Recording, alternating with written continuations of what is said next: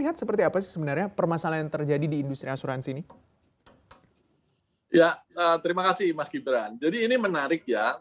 Pertama memang, harus diakui tingkat literasi, konsumen kita itu rendah. Pertama itu ya, dan itu secara umum. Terlebih lagi untuk di industri perasuransian.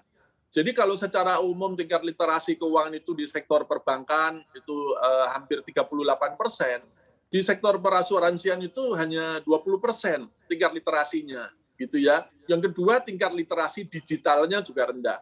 Tapi kita nggak bicara digitalisasi dulu.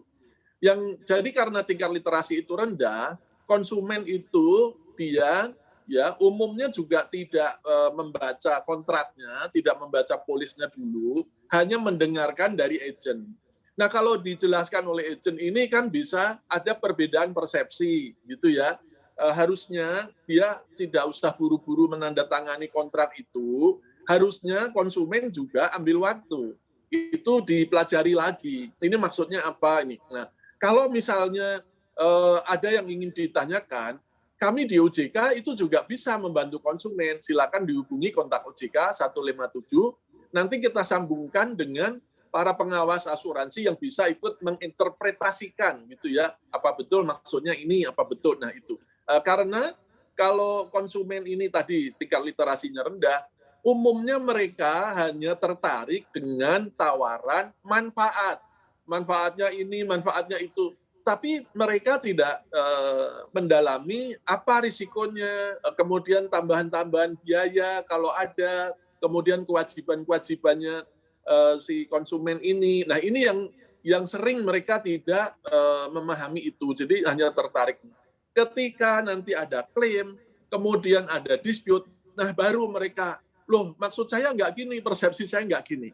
Nah, yang sulitnya lagi bagi OJK untuk memfasilitasi penyelesaian, dua-duanya, dua pihak, baik itu pemegang polis maupun si agen, dua-duanya tidak punya bukti bahwa dia sudah menjelaskan dengan baik dan konsumen mengerti, paham, serta tanda tangan.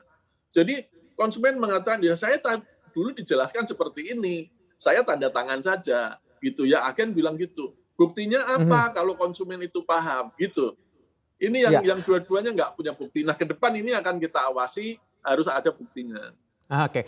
Pak, saya garis bawahi tingkat literasi masyarakat kita terhadap literasi keuangan itu sangat rendah bahkan ya bisa dikatakan. Iya, Jangankan untuk asuransi yang 20%, secara khusus untuk atau secara umum begitu ya untuk produk-produk keuangan itu sangat rendah. Walaupun tingkat iya, inklusi keuangan kita itu tinggi atau akses ke iya, industri keuangan sangat baik, tapi tidak ditopang dengan literasi yang mumpuni, ini menjadi sebuah permasalahan besar juga. Otoritas Jasa Keuangan betul. apa yang akan dilakukan Pak ke depannya untuk mendorong tingkat literasi keuangan yang lebih baik di tengah-tengah tingkat inklusi keuangan yang sangat tinggi? Iya, iya, terima kasih Mas Gibran. Jadi kami ada strategi untuk edukasi ya. Pertama, kami merebranding itu maskotnya OJK. Tadinya si Kapi itu dia digambarkan dengan anak muda yang energik gitu ya. Kami rebranding itu menjadi sebuah keluarga. Karena setiap tahapan umur, mulai anak sekolah, kemudian mahasiswa, kemudian dia bekerja, pekerjaannya juga ada swasta, ada pegawai negeri, kemudian pensiun. Masing-masing tahapan itu perlu produk keuangan sendiri. Jadi tingkat umur itu edukasinya harus sesuai dengan kebutuhan keuangannya. Pertama itu. Jadi kami melakukan edukasi tidak bisa secara general, keuangan saja nggak bisa. Salah satu strateginya itu, ya selain tadi materi disesuaikan, produk disesuaikan, digitalisasi, kemudian kita juga melakukan sinergi atau aliansi strategis. OJK tidak bisa melakukan edukasi sendiri. Jadi kami juga berkoordinasi dengan lembaga-lembaga di daerah, kemudian kalau di pusat itu dengan Kementerian Dikbud dan Ristek, Kementerian Agama, kemudian Kementerian Kominfo, kita semua itu kita mendapat dukungan dari mereka. Terima kasih.